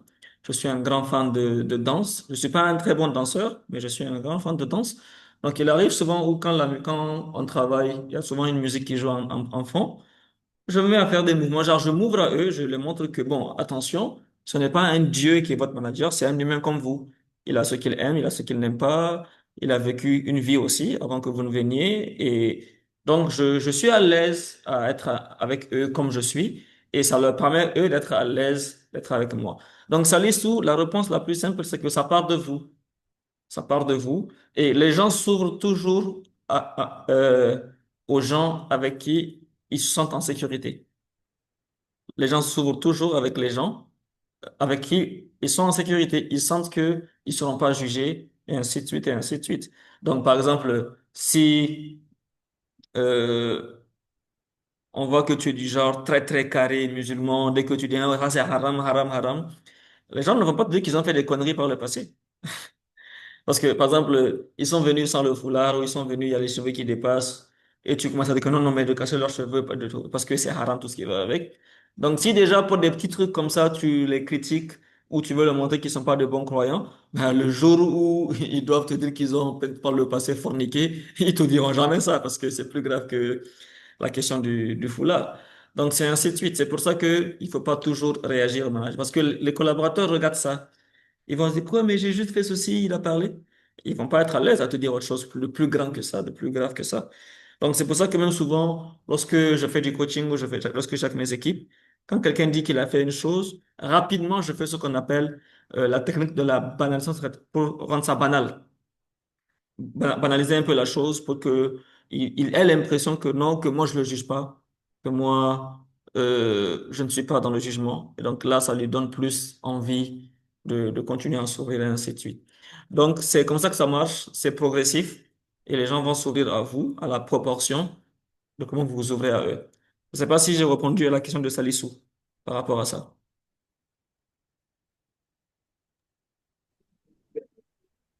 Ah non, oui, oui, c'est vraiment parfaitement répondu. Et Parfait. l'autre aspect, j'ai vraiment, bon, pour moi, quand vous dites, à cause, quand on influence, on ne on ne s'énerve pas contre un employé. Ça, c'est une découverte pour moi et c'est très bien de l'apprendre aussi. Alors, je vous donne un exemple. Il y a un principe qui dit, c'est ce qui est en haut qui peut descendre. C'est-à-dire, si vous êtes sur un arbre et quelqu'un il est au sol, il est plus simple pour vous de descendre chez lui que pour lui de monter à votre niveau. Donc, en tant que manager, c'est plus à moi de faire l'effort de descendre au niveau de mon collaborateur pour comprendre comment il se sent que pour lui de faire preuve de maturité pour monter à mon niveau. Parce que souvent, en tant que manager, on se comporte envers le manager comme on fait avec les enfants. Souvent, un enfant de 4 ans, 5 ans, tu attends qu'il comprenne que tu n'as pas d'argent. Il peut pas comprendre. Comment tu veux qu'il comprenne ça? Il peut pas comprendre ça. Donc, on ne peut pas espérer de nos collaborateurs qu'ils aient le niveau de conscience que nous avons, qu'ils aient le niveau de maturité que nous avons, qu'ils aient le sentiment d'urgence que nous avons automatiquement. Pourquoi? Parce que eux, à la fin du mois, tout ce qui leur importe, c'est leur salaire. Mais toi, tu dois les payer, payer un loyer, au cas où tu payes un loyer, payer les impôts, payer les fournisseurs, et tu te payes en dernier. Donc, le niveau de responsabilité que tu as te fait voir les choses d'une manière différente. Maintenant, lui, même si mentalement, il sait qu'il y a tout cela, il ne le vit pas. Par exemple, le lundi, j'ai publié un article sur la solitude du dirigeant. Et cette solitude-là, même si on te l'explique, si tu n'es pas dirigeant, tu peux pas savoir ça. Même si on t'explique ça, tant que tu n'es pas un manager, tu ne peux pas savoir de quoi on parle. Donc, les collaborateurs, quand vous vous énervez contre eux, c'est comme quand ton enfant a renversé de la poudre. Mais pour lui, il a juste renversé de la poudre. Il n'a pas sali, il a juste renversé de la poudre. Donc, il est plus simple pour le manager de descendre au niveau du collaborateur pour le comprendre que pour le collaborateur de monter au niveau du manager pour avoir ce niveau de réflexe, ce sentiment d'urgence et ainsi de suite. Maintenant, après, c'est énorme. C'est pour ça qu'on dit aux gens, n'est pas manager qui veut, mais est manager qui peut. Parce qu'il y a une différence entre le rôle, le titre de manager et la posture, la position de manager. Tu peux avoir le titre de manager, c'est clair, mais tu n'es pas manager dans le sens de comment tu vis avec les gens, de comment tu travailles avec eux, de comment tu les aides à progresser, à s'améliorer. Donc, tant que tu ne comprends pas cela, tu vas être à côté. Et par exemple, pour les managers qui s'énervent après, après le collaborateur, je vais vous dire un truc. Ce qui compte dans la boîte, quand vous avez ce type de manager, ce qui compte, c'est la réunion après la réunion. C'est l'ordre après l'ordre. Parce que quand il y a un climat comme ça, les collaborateurs, ils font un syndicat entre eux. Souvent même, ils créent un groupe WhatsApp pour eux. En dehors du groupe WhatsApp de la boîte, ils créent un groupe WhatsApp pour eux. Donc, quand vous faites une réunion, par exemple, ils vont là-bas, ils vont dire, ah, tu as vu ce que lui-là, il a encore dit, tant, tant, tant, tant, tant. Et cette réunion-là, qui se passe après la réunion, elle est plus importante que la réunion. Aujourd'hui, dans mon équipe, j'ai trois, quatre personnes, au moins trois personnes, qui, dès que cette réunion dont je parle là se passe, ils viennent me voir, ils me disent, Ahmed, une telle, elle va pas bien, s'il te plaît, fais un truc pour elle pour qu'elle puisse s'ouvrir. Et ainsi de suite, et ainsi de suite, et ainsi de suite. Pourquoi? Parce qu'il y a une ambiance qui est là, il y a une confiance qui est là. Donc, une autre, souvent, par exemple, une des collaboratrices, comme elle est nouvelle ou qu'il n'y a pas une affinité entre vous, elle ne vient pas vous dire directement à vous quelque chose. Elle va en parler à sa collègue. Mais si vous avez une bonne influence dans l'environnement, cette collègue-là, elle vient vous voir. Et après, vous gérez ce problème-là avec la collaboratrice et automatiquement, là, elle dit que, ah ben, je peux lui parler après. Et il comprend que non, c'est un espace c'est safe. C'est un espace sain où on peut se sentir à l'aise. Et il y a un principe que moi j'ai, que j'applique depuis toujours et que je partage avec les gens que j'accompagne. Le principe dit, euh, on est un leader pour gérer pour les collaborateurs. J'arrive, je vous écris ça. Ceux qui ne peuvent pas, ne savent pas, ne veulent pas ou n'ont pas le temps de gérer, afin qu'ils gèrent pour nous, afin qu'ils gèrent pour nous ce qu'on n'a pas le temps de gérer. Donc, le contrat est très simple. Toi, manager, tu gères pour tes collaborateurs ceux qui ne peuvent pas, ne veulent pas, ne savent pas ou n'ont pas le temps de gérer, afin qu'ils gèrent pour toi ce que tu n'as pas le temps de faire. Et ceux qui ne peuvent pas, ne veulent pas gérer, c'est souvent des traumatismes d'enfance, souvent c'est des pulsions émotionnelles, genre ils sont très émotifs et ils n'ont pas le temps de gérer cette affaire d'émotions-là. Toi qui es manager, tu les envoies en formation pour qu'ils apprennent à gérer leurs émotions. Donc, tu gères ce problème-là pour eux, eux, ils te gèrent mieux ce que tu veux qu'ils gèrent. Parce que, comme je dis souvent, le fait d'avoir un permis de conduire ne fait pas des gens des bons conducteurs. Donc, tu peux avoir un permis de conduire, mais être mauvais conducteur. Donc, le fait de signer un contrat de travail ne rend pas les gens aptes à le respecter scrupuleusement de façon robotique. Je répète, le fait de signer un contrat de travail ne rend pas les gens aptes à le respecter. Donc, tu signes un contrat de travail. Dans le contrat, par exemple, il y a la partie comportement. On dit, on attend de la personne maîtrise de soi. Tant, tant, tant, tant, tant, tant, tant. OK. Le fait qu'il dit, oui, je suis d'accord, je signe, ça ne lui donne pas automatiquement une compétence en maîtrise de soi. Il faut que tu gères ça. Donc, je ne sais pas si c'est bon pour M. Salissou. Est-ce que c'est bon pour vous, Salissou?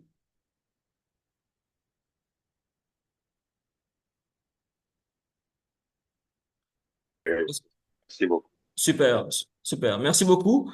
Alors, je vois Abdallah, Ali Maïsanda, Habib Marwan, Imaima, Mohamed, Alaji Chimba. Oui, Abdallah? Ah, ok, on m'entend. Bonsoir. Oui, bonsoir. Ça va. D'abord, la première question, j'étais venu un peu en retard. Je ne sais pas pourquoi Nabou Fall n'est pas là. Vous dites? Nabou Fall, elle n'est pas là. Je ne sais pas pourquoi. Oui, vous êtes arrivé en retard. Elle a attrapé une grippe aujourd'hui même. Elle est malade. Donc, c'est question de santé qui fait qu'elle n'a pas pu être là. Elle a tenu à s'excuser pour ça et son live va être repoussé juste après les autres lives. Quand elle se sentira mieux, elle va animer son live. Donc, c'est question de santé qui fait qu'elle n'est pas là aujourd'hui. D'accord. Bon, merci beaucoup. Donc, je voudrais juste poser une question par rapport au fait que tu as dit qu'on recrute le comportement de la personne et non sa compétence. Non, non, non, non, je précise. Ce n'est pas tu recrutes le comportement et non les compétences, c'est tu recrutes d'abord pour le comportement et ensuite pour les compétences. Ce n'est pas A ou B. C'est ça avant ça. Vas-y. Voilà. Pour maintenant, tu m'expliques un peu comment on fait. D'abord pour le comportement. Et deuxièmement, par exemple, quand tu as besoin de la compétence de la personne dans l'immédiat, tu voudrais que tu fasses une tâche qui nécessite vraiment qu'elle soit là et qu'elle le fasse à l'instant T, quoi. Oui. Maintenant, comment tu Mhm. fais? Oui, mais même dans ce cas de figure, tu peux tester les gens. Par exemple, moi, dans mon recrutement, j'ai un système qui est important. Quand on a déménagé, quand on est venu ici dans ce nouveau local-là, et que j'ai lancé un recrutement, qu'est-ce que j'ai fait? J'ai fait le plan par Maps et à l'écrit, et j'ai dit de l'envoyer au candidat, et on ne décroche pas d'appel. Donc, la personne doit se débrouiller pour trouver le lieu. Donc, rien que pour ça, ça te donne une indication de est-ce que la personne peut respecter un plan? Est-ce qu'il peut suivre les instructions? Parce que le plan, on l'a détaillé. Si tu suis le plan de A à Z, tu vas arriver à tac, tac, au siège de l'entreprise. Donc, ça, c'est une manière de tester la personne. Tu peux observer, est-ce qu'il est venu à l'heure au rendez-vous, par exemple? Quand il est venu, comment il s'est présenté? Est-ce que il est ouvert quand il parle? Bon, ça, c'est un peu de la PNL. Tu peux observer le regard des gens quand ils parlent pour savoir tout ça. Si vous faites un recrutement, quand il vient, tu dis, bon, alors marchez un peu. Et tu fais le recrutement en marchant. Donc, c'est à toi d'improviser des choses, mais ça te permet de voir, qui te permet de voir les choses. Maintenant, après, il faut savoir qu'est-ce qui est important pour toi comme qualité. Si tu prends quelqu'un qui va gérer les finances, les qualités que tu cherches chez lui, c'est différent de celui qui est à la clientèle. Si tu as la clientèle, tu veux un extraverti, quelqu'un qui rit beaucoup, qui est jovial, qui parle beaucoup aux gens. Si tu veux un financier, il y a des chances que tu dois vouloir quelqu'un qui est plus discret, qui est posé, qui est tranquille, qui n'est pas agité. Donc, même dépendamment du poste, tu dois pouvoir faire l'avatar de la personne, l'avatar en termes de compétences et l'avatar en termes de qualité, en termes de comportement. Et maintenant, tu dois avoir un système, peut-être même écrit si tu peux, pour dire, OK, voici 5 manières par lesquelles, à AB Coaching International, nous testons la sincérité des gens. Voici 5 manières par lesquelles, AB Coaching International, nous testons la loyauté. Donc, tu peux documenter ça et ça te fait un système de recrutement que tu gardes pour toujours. Et chaque fois que vous voulez recruter des gens, quand on vient à l'entretien, tu as ce système-là, 5 manières pour tester ça, 5 manières pour tester ça, 5 manières pour tester ça, et tu pioches au hasard pour tester les gens et voir à l'instant T de quoi la personne est faite en termes de comportement. Et après, tu te fais ton opinion. Donc, c'est pas forcément quelque chose de compliqué. Ça peut se faire sur place. Et ainsi de suite, et ainsi de suite, et ainsi de suite. C'est bon, Abdallah? Oui, ça peut aller, merci beaucoup. Voilà, super. Merci beaucoup. Il est 21h47. On a presque fait 1 heure. On a même fait 1 heure, je pense. Donc, est-ce qu'il y a une autre question? Parmi ceux qui n'ont pas parlé, je note Mohamed Alhaji Chamba, Imeima Hajara, Ali Maïsanda et Abdelaziz. Ce serait bien. Bon, il y a Technospark 8, je ne sais pas qui c'est. Il y a Xiaomi 23. Donc, est-ce qu'il y a des questions? Vous pouvez les écrire aussi ou les prononcer de vive voix, c'est pareil, afin qu'on puisse avancer.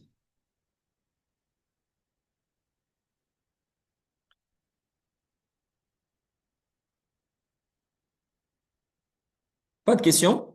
Est-ce qu'on est OK? Si on est OK, levez la main, comme ça je pourrais savoir si on est OK ou pas. D'accord. Oui, Imema? Mhm. Bonsoir tout le monde, merci beaucoup pour le micro donné et ça me fait vraiment plaisir de suivre cette conférence. La question que j'ai, c'est de savoir comment fidéliser mes employés. Comment? Comment fidéliser mes employés? Comment les fidéliser? Alors, ça, Oui, c'est une question très, très grande. Je l'aime bien parce que euh, il faut déjà comprendre que les collaborateurs, nous, souvent, il y a un principe qui dit, il y a un principe qui dit, les employés font toujours le minimum pour ne pas être renvoyés et les employeurs payent toujours le minimum pour ne pas que l'employé parte. Et ça, c'est un truc, chaque fois que j'y pense, ça me fait rire. Je répète, les employés font toujours le minimum pour ne pas être renvoyés et les employeurs payent toujours le minimum pour ne pas que les employés partent. Maintenant, l'erreur vient du fait de penser que l'employé, il ne veut que l'argent. Parce que beaucoup de gens pensent que comme ils sont payés, c'est fini. Alors que le salaire, l'argent n'est qu'un élément des 6 éléments que les gens cherchent quand ils viennent chez vous. Je répète, l'argent n'est qu'un élément des 6 éléments que les gens cherchent quand ils viennent chez vous. Donc, bien sûr, il faut les payer assez pour qu'ils soient à l'aise. Il faut pas, il faut être vrai. Le monde d'aujourd'hui est fait tel que tu as besoin d'argent pour vivre. Tu ne vis pas sans argent aujourd'hui. Donc, il faut payer les gens, en tout cas assez, pour qu'ils soient à l'aise. Donc, après, il faut voir cela. Au-delà de ça, maintenant, il y a plusieurs éléments. Il y a la sécurité qu'ils recherchent, La sécurité physique, la sécurité émotionnelle, la sécurité mentale. C'est-à-dire qu'ils sentent qu'ils peuvent faire des erreurs et qu'on va les comprendre et qu'ils peuvent essayer des choses. Les gens cherchent l'hygiène, ils veulent sentir en bonne santé, que là où ils travaillent, c'est bien. L'hygiène, déjà matérielle, l'hygiène avec les gens avec qui ils travaillent. Par exemple, qu'il n'y ait pas des gens qui sont vulgaires, qu'il n'y ait pas des gens qui sont stressants. Par exemple, il y a 53% des travailleurs qui disent qu'ils sont stressés. Et dans ces 53%, 75% indiquent que leur stress provient de leur N+1. 75% des gens qui sont stressés au travail disent que leur stress vient des gens, de leur supérieur direct. Donc, l'hygiène mentale, l'hygiène émotionnelle, l'hygiène matérielle, les gens veulent ça. Il a été montré que les gens qui ont un meilleur ami au travail, ils sont 7 fois plus engagés. 7 fois plus engagés parce qu'ils ont un meilleur ami au travail. Maintenant, ça ne s'impose pas. C'est cultivé, ça se crée avec tout ce que j'ai expliqué depuis le début, les manières, les rituels, les routines de travail pour que les gens puissent se connecter. Les gens, par exemple, les gens veulent être heureux au travail, ils veulent être épanouis. Il a été montré que les gens qui sont heureux au travail, ils sont 55% plus productifs que ceux qui sont malheureux. Les gens qui sont heureux au travail sont 55% plus productifs. Et d'ailleurs, c'est un grand coup de pied dans la fourmilière. Il y a des gens qui ils aiment le stress. J'ai jamais compris, c'est con. C'est vraiment très con. Mais il y a des gens, ils aiment le stress. Ils aiment le stress, ils s'en vantent que non, eux, chez eux, c'est stressant. Je dis, mais c'est pas un exploit. Parce que le stress, ça rend entièrement intelligent. Le stress, ça rend entièrement intelligent. Donc, si vous voyez que votre équipe performe sous stress, dites-vous que ce qu'ils sont en train de faire, c'est un tiers moins que ce qu'ils peuvent réellement faire s'ils sont épanouis. Les gens veulent sentir qu'ils contribuent, qu'ils sont en train de contribuer à une ambition qui est grande, qui est noble. Donc, si tout ce qu'on fait, c'est juste pour faire l'argent et être payé, c'est pas trop ça. Les gens veulent sentir que leur travail a du sens. Et ça, moi, je le fais. J'accompagne les managers et les entreprises à développer un branding intérieur dans la boîte pour fidéliser les gens, pour que les gens soient beaucoup plus engagés dans ce qu'ils font que la normale. C'est une chose qui m'aide, par exemple, moi, quand je fais mes événements, quand mes collègues, ils voient comment les gens changent, comme l'exemple de Monsieur Salissou qui a eu une inspiration comme ça, ils sont contents de dire, ah oui, mais ce qu'on fait, ça change des choses. Maintenant, même si c'est une boîte purement commerciale où il n'y a vraiment aucune place pour le social, non, il y en a.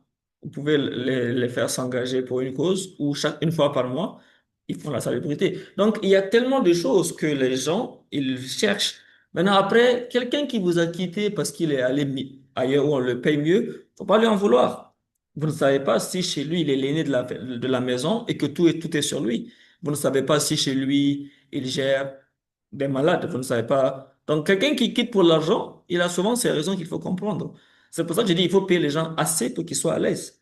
À l'aise ne veut pas dire que eux, ils mangent. Et c'est là où savoir avec qui on est, c'est important. Si tu ne sais pas que ton collaborateur, sa famille compte sur lui, ben, ok, si sa famille compte sur lui, s'il est l'aîné, soit tu le payes assez pour qu'il puisse rester, ou bien, mais le jour où il aura une offre plus grande que la tienne, il va partir.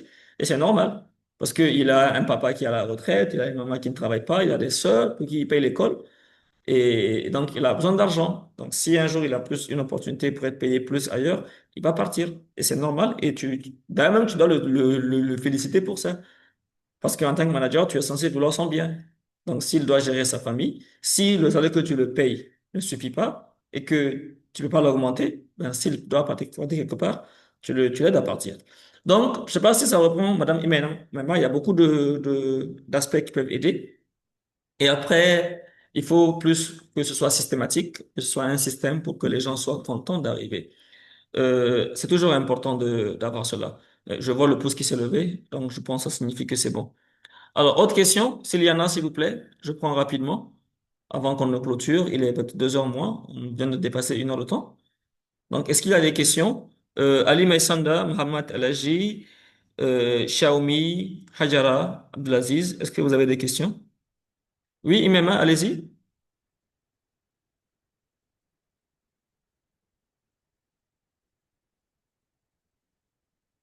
Imematou, allez-y. Vous pouvez parler. Je vois la main levée, donc je pense que c'est pour parler sûrement.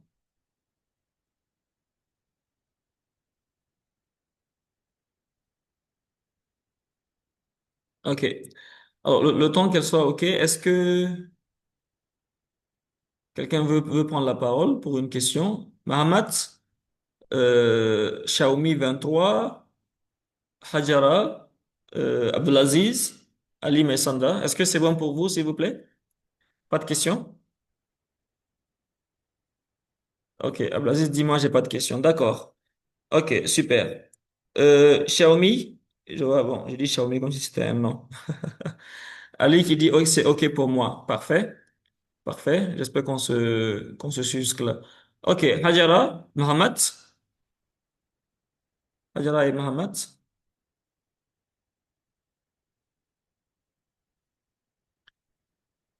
Je rappelle, ce vendredi soir, on sera avec mon très cher ami Jibrila Ibrahima. On parlera d'intuition, comment utiliser l'intuition pour gérer. Ça va être exceptionnel. On a tellement de choses à partager sur le sujet, comment être un meilleur manager avec l'intuition. Parce que souvent, on a ce ping-pong-là entre ce que la logique te dit de faire, mais ce que tu as comme intuition. Oui, Ablaziz, allez-y. Et coach, s'il vous plaît, le rendez-vous pour le vendredi, ça sera à quelle heure, s'il vous plaît? 20h30, même heure qu'aujourd'hui. D'accord. Oui, tous les lives qu'il y aura, ça va être à la même heure. Je, D'accord. Tous les lives. Il y a ce vendredi avec Naboufal, non, avec Jibril là. Il y aura le mercredi prochain avec Ibrahim Issa Garba de Canal+. Le vendredi d'après avec Siddiq Boubacar de iFuture. Et le samedi, le lendemain, avec Ricky Jarmakoy sur l'investissement. Donc, Naboufal, juste après ça, on la remettra pour que elle puisse rattraper le live qu'elle devait faire aujourd'hui. D'accord. Super. Donc, je disais, souvent, vous avez ce ping-pong-là entre ce que la logique veut qu'on fasse, mais vous avez une sorte d'intuition qui vous parle. Donc, souvent, il arrive qu'on l'écoute, souvent, on l'écoute pas. Donc, il est important qu'on puisse faire la nuance et pouvoir utiliser cela à notre avantage pour être un bon manager. Donc, merci beaucoup à tout le monde. Je ne sais pas si tout est OK pour vous. Est-ce qu'on est OK pour tout le monde? Faites-moi savoir, s'il vous plaît, afin qu'on puisse clôturer. Et j'aimerais bien savoir aussi si votre intention de départ, est-ce qu'elle est satisfaite?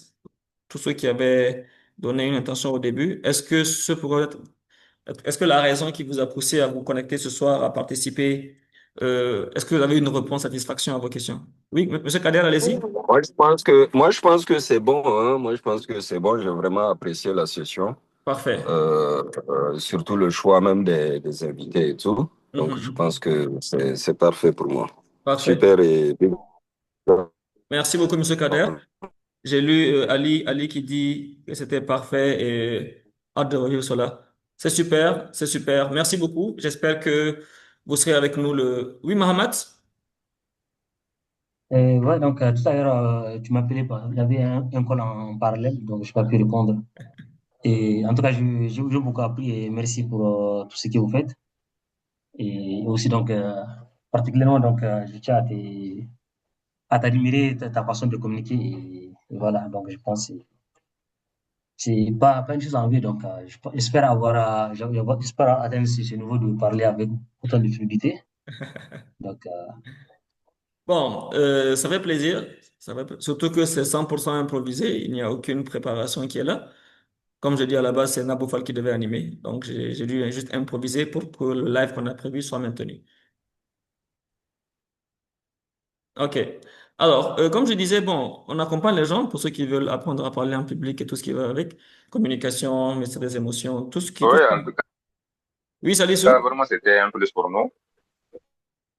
Vraiment, je pense que même pas moi, seul, tous ceux qui étaient là, c'était un plaisir. C'était un plaisir de vous suivre. Merci. Parfait, parfait. Merci beaucoup. Ça fait très plaisir. Donc, on va clôturer pour aujourd'hui. On se reprend vendredi soir, même heure, avec Jibrila Ibrahima. Ça va être encore mieux qu'aujourd'hui. Comme j'ai dit dès le début, je voulais que ce challenge soit vraiment un concentré de contenu pour que les gens puissent progresser dans leur job de manager parce qu'ils ont entre leurs mains. Et je pense que vous l'avez compris aujourd'hui en écoutant que vous avez dans vos mains une partie du destin des gens. C'est ça être un manager, c'est ça être un responsable. C'est ça être un dirigeant. Et à partir de l'instant où vous avez cette responsabilité dans votre main-là, vous devez faire en sorte que ce soit bien fait. Donc, merci à tout le monde. C'était super agréable. On va clôturer pour ce soir. On se prend vendredi prochain. Euh, Même heure avec Jibril Ibrahima.